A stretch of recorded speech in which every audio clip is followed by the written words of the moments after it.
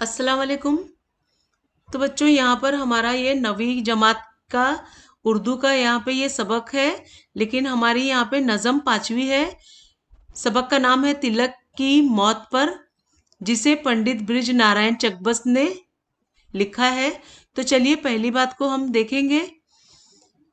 मरसिया ऐसी नज़म को कहते हैं जिसमें किसी मरने वाले की खूबियां बयान करके रंज और गम का इजहार किया जाता है। उर्दू में आम तौर पर हजरत इमाम हुसैन रदियल्लाहु ताला अन्हो और उनके साथियों की करबला में शहादत के बयान पर कही गई नज़म को करबलाई मरसिया कहते हैं। करबला के शहीदों के अलावा दिगर किसी शख्स की मौत पर कहे जाने वाले मरसिये को शख्सी मरसिया कहा जाता है। इसकी कोई खास हैत यानी शक्ल मखसूस नहीं है। गालिब ने अपने भांजे आरिफ का, हाली ने गालिब का और इकबाल ने दाग का मरसिया लिखा है। जेल में जंग आज़ादी के एक मशहूर रहनुमा बाल गंगाधर तिलक का मरसिया दिया जा रहा है, जिसे चकबस्त ने लिखा है। जान पहचान में हम जानेंगे पंडित ब्रिज नारायण का तखल्लुस चकबस्त था। वो 19 जनवरी 1882 को फैजाबाद में पैदा हुए। उनका पेशा वकालत था। उन्होंने अपनी शायरी में कौम व वतन की मोहब्बत के जज्बात का इजहार किया है। वो नज़म के शायर थे। उनकी शायरी में हिंदुस्तान तस्वुरात का रंग मिलता है। आसिफुद्दौला का इमामबाड़ा, फूल माला और रामायण का एक सीन चकबस्त की मशहूर नज़में हैं। कलियाते चकबस्त के नाम से उनकी नज़मों का मजमुआ शाये हो चुका है। 12 फरवरी 1926 को बरेली स्टेशन के वेटिंग रूम में उनका इंतकाल हुआ। चलिए तो उनका यहाँ पे ये मरसिया पढ़ के भी देख लेते हैं। मौत ने रात के पर्दे में किया कैसा वार, मौत ने रात के पर्दे में किया कैसा वार, रोशनी सुबह वतन की है कि मातम का गुबार। मुअरका सर्द है, सोया है वतन का सरदार, तनतना शेर का बाकी नहीं, सूनी है कछार। बेकसी छाई है, तकदीर फिरी जाती है, कौम के हाथ से तलवार गिरी जाती है। तो यहाँ पर जो है ये नज़म शख्सी मरसिया है, जिसमें चकबस्त ने महाराष्ट्र के अजीम मसले मोहब्बत वतन और मुहब्बे वतन और आज़ादी के मतवाले बाल गंगाधर तिलक की मौत पर अपने दिली जज्बात का इजहार किया है। वो कहते हैं कि रात के पर्दे में मौत ने जो वार किया वो सुबह के उजाले को दागदार कर गया। तिलक इंतकाल कर गए और उनके मरने से जंग आज़ादी का जोश व खरोश सर्द पड़ गया। तिलक एक शेर की मानिंद थे, जिनका रोब और दबदबा दुश्मनों के दिलों पर मुसल्लत था, मगर उनके फौत होने से वो दबदबा नहीं रहा और कौम की तकदीर फिर गई। बेकसी और बेबसी तारी हो गई और महसूस होने लगा जैसे कौम के हाथ से तलवार निकल गई हो।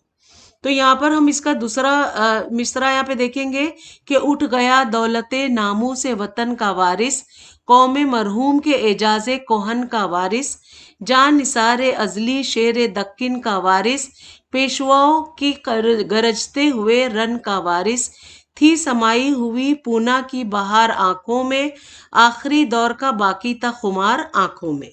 तो यहाँ पर तिलक माजी की शान व दार रिवायात के अमीन थे। शेर दक्कन टीपू सुल्तान और बहादुर और जांबाज पेशवाओं के वारिस थे।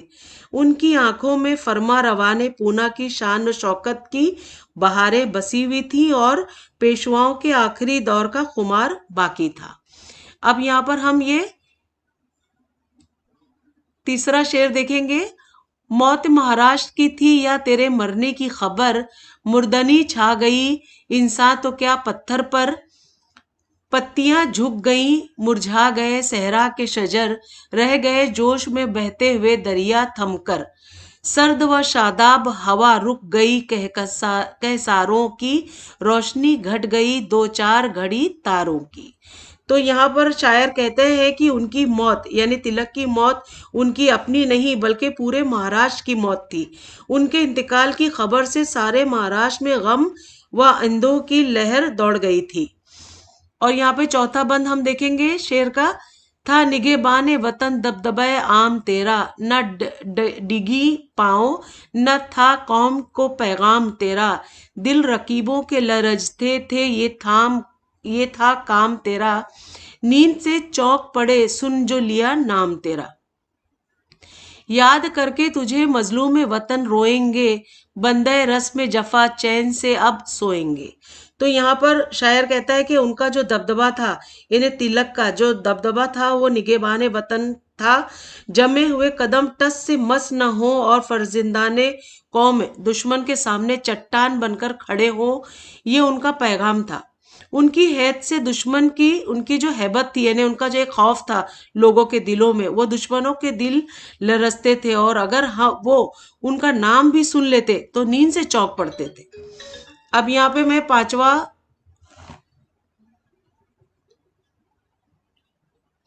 तो यहाँ पर पांचवा जो है मिसरा वो है, औजे हिम्मत पे रहा तेरी वफा का खुर्शीद, मौत के खौफ पे गालिब रही खिदमत की उम्मीद, बन गया कैद का फरमान भी राहत की नवेद, हुए तारीकी जिंदा में तेरी बाल सफेद, फिर रहा है मेरी नजरों में सरापा तेरा, आह वो कैद सितम और बुढ़ापा तेरा। यानी यहाँ पर ये कहा जा रहा है कि अब वो जालिम चैन की नींद सोएंगे और वतन के मजलूम उनको याद कर कर के रोएंगे। तिलक का दिल मुल्क व कौम की खिदमत के जज्बे से मामूर था। उन्हें बावजूद बुढ़ापे के अंग्रेजों की कैद व बंद की सोबतों को बर्दाश्त करना पड़ा, मगर उन्होंने हिम्मत नहीं हारी। अब यहाँ पे आखिरी और ये छठा जो बंद है वो पढ़ के हम देखेंगे। मौजज़ा अश्क मोहब्बत का दिखाया तूने, एक कतरे से ये तूफान उठाया तूने, मुल्क को हस्ती बेदार बनाया तूने, जज्बे कौम को जादू को जगाया तूने, एक तड़प आ गई सोते हुए अरमानों में, बिजलियां कौंध गई कौम के वीरानों में। तो यहाँ शायर कह रहे हैं कि उनके लिए कैद का जो फरमान राहत की नवीद था। वतन की मोहब्बत में उनकी आंखों से निकले हुए आंसुओं ने फर्जिंदाने कौम के दिलों में एक तूफान बर्पा कर दिया। उनमें कौमियत का जज्बा पैदा बेदार किया। उनकी कोशिशों से सोते हुए अरमानों में एक तड़प आ गई और कौम के वीरानों में बिजलियां कौंध गई। तो यहाँ पर हमारी जो ये मरसिया है मुकम्मल हुआ। चलिए इसका खुलासा भी हम पढ़ के देखेंगे। इस मरसिए में चकबस्त ने महाराष्ट्र के एक अजीम मसला और वतन के आज़ादी के मतवाले बाल गंगाधर तिलक की मौत पर अपने तासुरात का बड़े उम्दा अंदाज में इजहार किया है।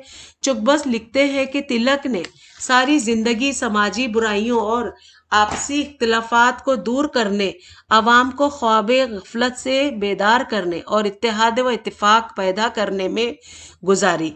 रात के पर्दे में मौत ने जो वार किया वो सुबह की रोशनी को दागदार कर गया। लोग ये महसूस करने लगे कि अब शेर यानी तिलक की जगह लेने वाला कोई नहीं रहा। हर तरफ वीरानी और मायूसी का आलम है। उनकी मौत की ये वजह से कौम के हाथ से गोया तलवार गिर गई। तिलक मुल्क व कौम और अहद माजी की शान और शौकत के वारिस ही न थे, बल्कि वो हर उस शख्स के वारिस और अमीन थे जिसने अंग्रेजों से जंग की और आज़ादी की लड़ाई में हिस्सा लिया। तिलक टीपू सुल्तान की शजाअत और बहादुरी से बहुत मुतासिर थे, इसीलिए चकबस्त ने उन्हें जानिसारे अजली शेर दक्कन का वारिस कहा है। अंग्रेजों के जुल्म सितम से मराठा पेशवा भी नाराज थे, इसीलिए शायर ने तिलक को पेशवाओं का भी वारिस कहा है।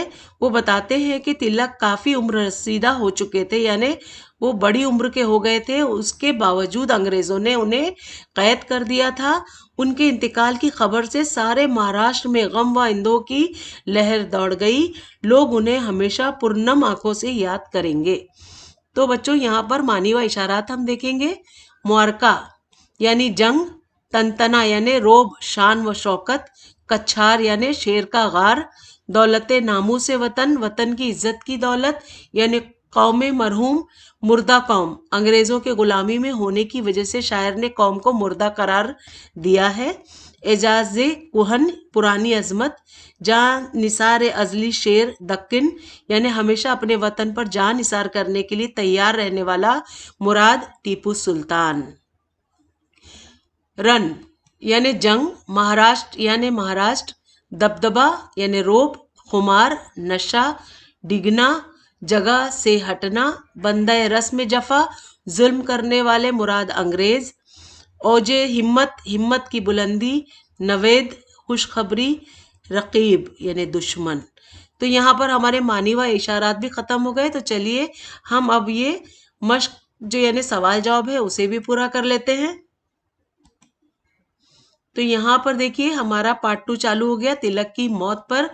इससे पहले मेरे बच्चों कई वीडियोस अपलोड है जिसमें 10वीं जमात का उर्दू, इंग्लिश, जोग्राफिया, तारीख, सियासियात और इकोनॉमिक्स, और 9वीं जमात का उर्दू, तारीख, जोग्राफिया, इकोनॉमिक्स और सियासियात के सभी सवाल जवाब अपलोड है। आप इससे ज़रूर इस्तेफादा करें। तो ये हमारा 5वीं नज़म है तिलक की मौत पर, जिसे पंडित ब्रिज नारायण चकबस्त ने लिखा है। तो चलिए इसके सवाल जवाब हल कर लेते हैं।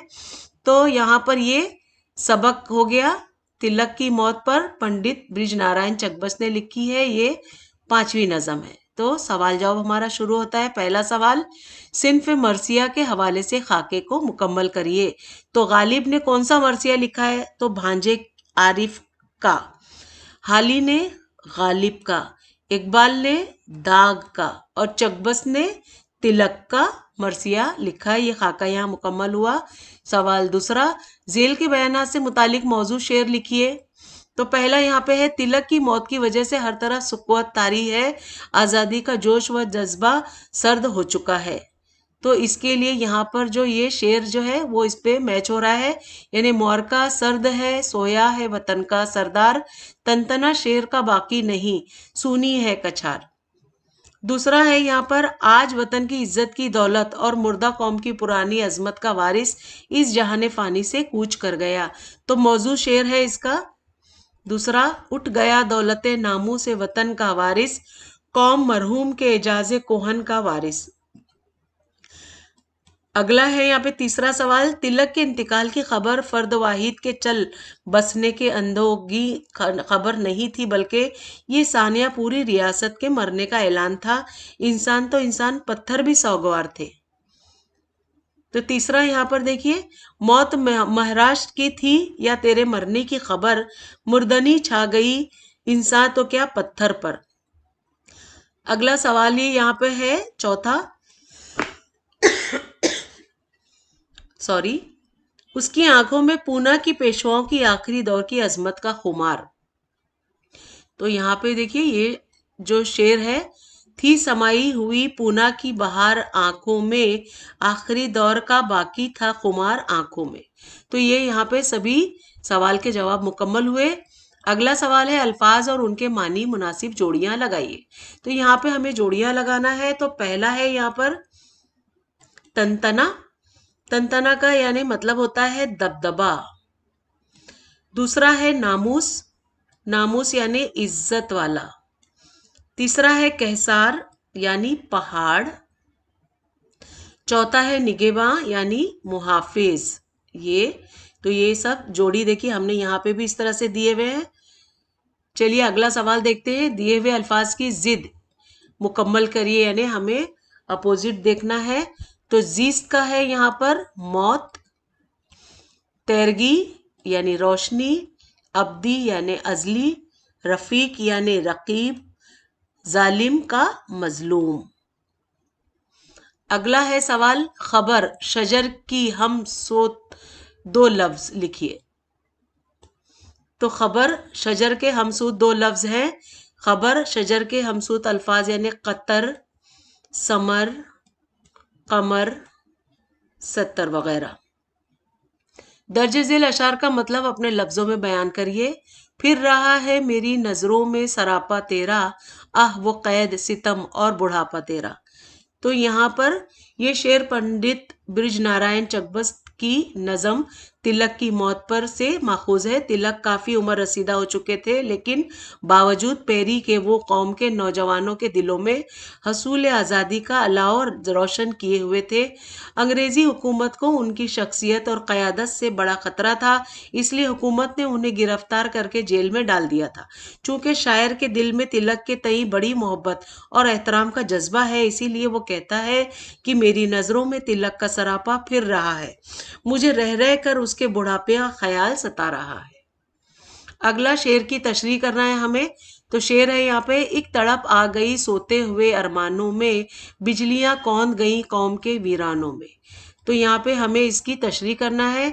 ये शेर पंडित बृज नारायण चकबस्त का नज्म तिलक की मौत पर से माखूज है। तिलक ने अपनी तकारीर, बयानात और क़यादत से लोगों के दिलों में हसूल आज़ादी की तड़प पैदा कर दी थी। उन्हें बावर कराया था कि आज़ादी का एक लम्हा गुलामी की हयात जावदा से बदर जहां बेहतर और कीमती होता है। इस तरह लोगों के सोते हुए अरमान जाग उठते हैं। हुसूल आज़ादी के तसव्वुर की बिजलियों से कौम खफ्ता के वीराने रोशन हो गए थे और लोग कारवान आज़ादी के सालार के परचम तले जमा होकर अंग्रेज़ों के खिलाफ सफ आरा होने लगे थे। अगला सवाल है यहाँ पर, दर्जे ज़ेर शेर की सनत लिखिए। पत्तियां झुक गई, मुरझा गए सहरा के शजर, रह गए जोश में बहते हुए दरिया थमकर। तो जवाब है सनत का नाम सन्नते मुबालिगा। अगला सवाल है, लफ्ज मजलूम से इसमें फाइल और इसमें फेल बनाइए। तो जवाब में इसमें जो फाइल है वो जालिम है और फेल जुल्म है। मरसिया की तारीफ लिखिए। कवायद है मरसिया की तारीफ। तो जवाब है मरसिया ऐसी नज़म को कहते हैं जिसमें किसी की मौत पर उसकी खूबियां बयान करके रंज व गम का इजहार किया जाता है। उर्दू में आम तौर पर हज़रत इमाम हुसैन रज़ी अल्लाह ताला अन्हो और उनके साथियों की करबला में शहादत के बयान पर कही गई नज़म को करबलाई मरसिया कहते हैं। किसी शख्स की मौत पर कहे जाने वाले मरसिया को शख्सी मरसिया कहा जाता है। अब यहाँ पर देखिए, लताफत एहसास यानी बराए जमालियात शेरी। पत्तियां झुक गई, मुरझा गए सहरा के शजर, रह गए जोश में बहते हुए दरिया थमकर। शायर ने इस शेर में जिस शायराना लताफत का इजहार किया है उसकी वजाहत कीजिए। तो जवाब है कि किसी के मौत पर ना दरख्त मुरझाते हैं, ना पत्तियां झुकती हैं और ना ही जोश में बहते हुए दरिया थमकर रह जाते हैं। मतौफी से ये बेहद मोहब्बत और अकीदत की बिना पर मुतल्लिकीन के दिलों में इस तरह की लतीफ़ एहसासात पैदा होते हैं कि कभी उन्हें हवाएं मातम के ना दिखाई देती हैं, कभी आसमान रोता हुआ महसूस होता है। चूँकि शायर भी तिलक से बड़ी अकीदत रखता है, इसीलिए उसे हर शय में रंज और गम की झलक दिखाई देती है। वो खुद रंजीदा मगमूम है, इसीलिए उसे महसूस होता है जैसे सहरा के शजर मुरझाए गए हों और उनकी पत्तियां फरते गम से झुक गई हों और पुरजोश दरियाओं की रवानी थम गई हो। ये एक तरह का मुबालिगा आराई है। इस शेर में शायर ने सनत मुबालिगा का इस्तेमाल किया है। अब हुस्ने मानी हमें इस शेर का बताना है। जा निसारे अजली शेर दक्किन का वारिस, जा निसारे अजली शेर दक्किन का वारिस, पेशवाओं के गरजते हुए रन का वारिस। इस शेर में मानी व मतलब का महलूज रखते हुए अंदाज बयां की खूबी को उजागर कीजिए। तो जवाब है इस शेर में सनत तलमी इस्तेमाल की गई है। शेर दक्किन टीपू सुल्तान की जहब्बुल वतनी और जान निसारी तारीख में ज़रूबुल मसल की हैसियत रखती है। वो अंग्रेज़ों के सख्त मुखालिफिन में से थे। अंग्रेज़ों के सामने उनका हमेशा मुअरका रहा। वतन की आज़ादी के तहफ़्फ़ुज़ के लिए और वतन पर जान निसार करने के लिए वो हमेशा तैयार रहा करते थे। इसी तरह पूना के पेशवाओं की बहादुरी और शजाअत का भी अपनी मिसाल आप थी। वो भी अंग्रेज़ों के मुखालिफ थे। वो भी अंग्रेज़ों के सरजमी महाराष्ट्र से खुद ना चाहते थे। चूंकि तिलक भी अंग्रेज़ों के सख्त मुखालिफ थे और उन्हें चाहते थे कि अंग्रेज़ों के कदम सरजमी हिंद पर ना जमे, इसीलिए शायर ने तिलक को शेर दक्किन टीपू सुल्तान और पेशवाओं का वारिस कहा है। अब अगला है यहाँ पर कि दर्ज झेल बंद का मतलब अपने अल्फाज में वाजे कीजिए। मौत ने रात के पर्दे में क्या किया वार, क्या किया वार, रोशनी सुबह वतन की है कि मातम का गुबार। मुअरका सर्द है, सोया है वतन का सरदार, तनतना शेर का बाकी नहीं, सूनी है कछार।